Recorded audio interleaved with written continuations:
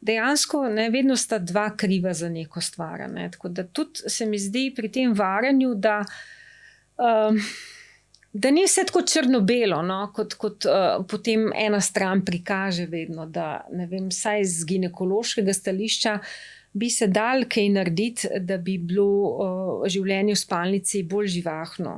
In se mi zdi, če je življenje v spalnici živahno, da mogoče ta komponenta odpade, se potem lahko samo še menta, ne vem, o volitvah, pa o religiji, pa kar so to pomembne stvari. No. Ampak se mi zdi, da, ko so rekli včasih, da pod kovtrem so se poglihali, kaj. Ja, če bi to držali, potem bi se ta dva verjetno znala tudi kakšnih drugih problemov lotevati konstruktivno.